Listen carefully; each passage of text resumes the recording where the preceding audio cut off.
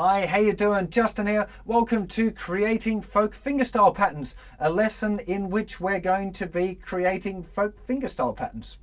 I bet you didn't expect that. Anyway, what we're going to be doing is I'm going to explain to you how to create your own patterns that still based on the folk fingerstyle stuff that we've done so far in this series. We're going to be always on a C chord for this lesson, right? Regular open C chord.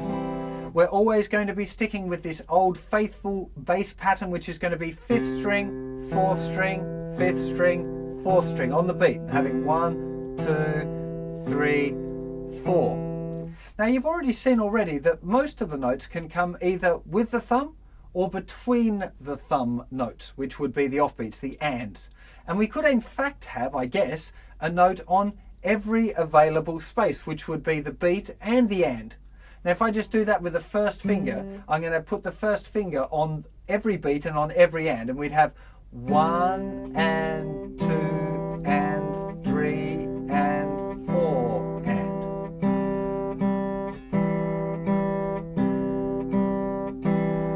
Kind of sounds a bit boring really, but we can do it. If we wanted to make up our pattern, we could have 1 and 2 and 3 and 4. We could have the second finger going on the second string.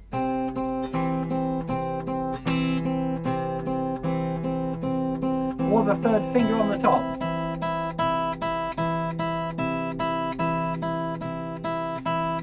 It doesn't really sound very interesting, does it? But what I want you to get here is the point that actually there are all of those different note choices. You've got, what, 8 different places you can put any note from any string on either the beat 1, 2, 3 or 4 or the ands in between each one of those.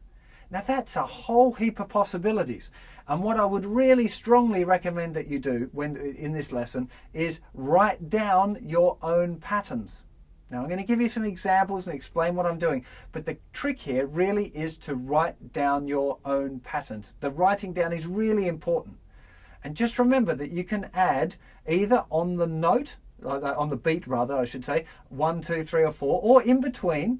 Don't try and put any more than one note in between the beats for now. You probably could later on, but just for now, just stick with having a note either on the beat or on the offbeat, the ands, and it can be on any string, and see what you come up with. Now, the trick here really is to experiment and then try playing the patterns, because in theory you could do whatever you want, but some sound better than others, and that's really what the kind of the key here is to experiment yourself and find some patterns that you like the sound of, that you think work.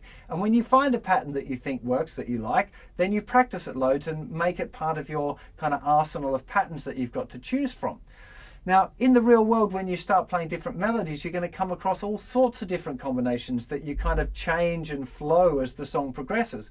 And part of the development really to get to that point is exploring some of these patterns on your own, because you're going to be finding out all of these different combinations. Of course, it's infinite really, I guess, that how many possible ways there are of playing this stuff, but I want you to explore some yourself.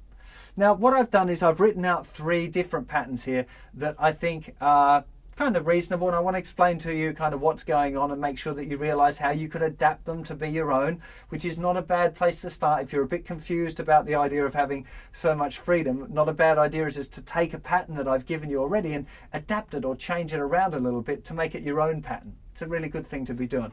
So the first thing we're looking at is this pattern 10. So try and get that tab in front of you. If you're on YouTube, get over to the Justin Guitar website, find this lesson, and you'll find the little the tab and notation box there. So try and get that in front of you. So this is pattern 10.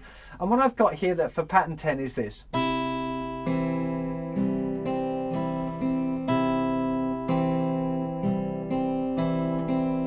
So bass is staying the same, just on the beat. On the first beat, I've chosen to play the thinner string with the thumb. And then the and, after one and, I didn't put anything. I decided that it'd be nice to have some space there, because you don't want to put, too many notes in, otherwise it just gets kind of silly. It just doesn't sound nice, right? So I've chosen there thumb and third finger on beat 1, nothing on the and. On beat 2, I'm using my thumb and my second finger on the second string. On beat 3, I'm back with the thumb, of course, on the 5th string, and I'm playing the first finger now on the third string. And now in between, we've got the second string being played with the second finger, of course. Then on beat 4, we've got the thumb playing the fourth string, the third finger playing the thinner string, and then second finger plucking on the and of 4 again. So we have this 1, 2, 3, and 4, and 1, 2, 3, and 4, and I quite like that pattern. It kind of, you know, when I was doing this lesson, I had a bit of an experiment with a few different patterns, and I thought, yeah, this one sounds nice. But I could have gone, say, on the first note, where I've gone the thumb and the third finger together, I might have decided to do thumb and first finger.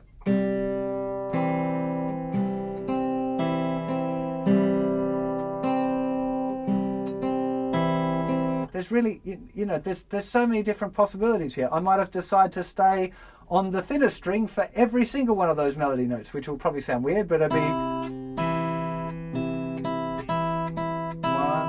2, 3, and 4, and you know, it really is free. You're free to do whatever you like with this stuff, and the more you experiment, the better you're going to get.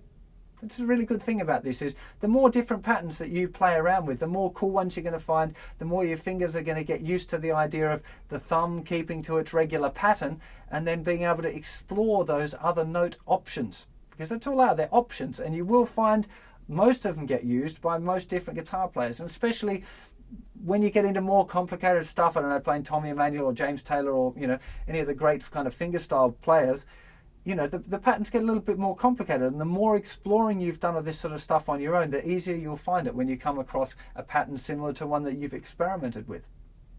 Now, on number 11, I've done one where the first chunk of it, there's no notes on the beat. So we've got thumb, third finger, thumb, second finger, thumb, first finger. Then that's the first time on beat 4 I've got the thumb and the second finger together, and then an extra note. Thumb, third, thumb, second, thumb, 1 together, 1.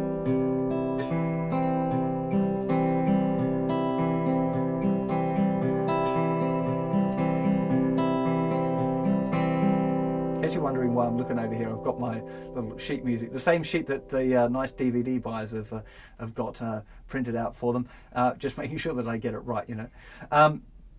But you can hear that's a really nice pattern. 1 and 2 and 3 and 4 and 1 and 2 and 3 and 4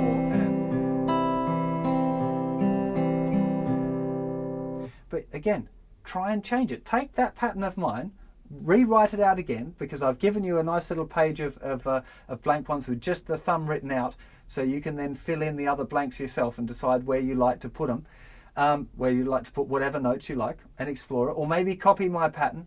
When you're writing out your own patterns, don't worry about writing out the notation, the dots. I've put it there because I have students that read music, that are like proper dot music, and they'd like to have that there. But if I'm writing out my own fingerstyle patterns, I don't write the dots out, I just write the tab. The tab is easy and clear to see where the beat is, where the bass line is, and where the notes are in between. If it helps, I've had students before that have circled the bass notes with a red pen, just so it's really, really obvious for them, oh, that's the bass note, they're the ones that are being played by the thumb. So really, it's whatever gets you by, but the big deal here is to experiment. You know, I really can't, stress how important this kind of part of your development is. You know, if you just skip by this and explore the patterns that we've done, the set ones, then you won't really develop as a player, and you're going to find the things that we do later in this course quite difficult. So do spend a bit of time here exploring ideas for yourself. Really, it's important. Now, we've got one other pattern that I've done here for you, pattern number 12, which is thumb, second finger, thumb and third finger together, and then second finger again. Thumb, 1, thumb and second finger together, and then first finger plucking again.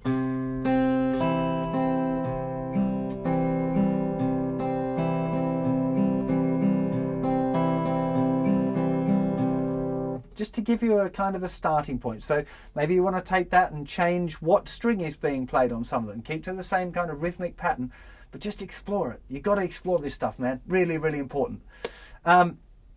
As I mentioned, there's a PDF that you can download on the website, which will have the kind of the blank ones on it. I think 4 on the page. So grab that out. It's probably the easiest thing, and then try and make up your own patterns.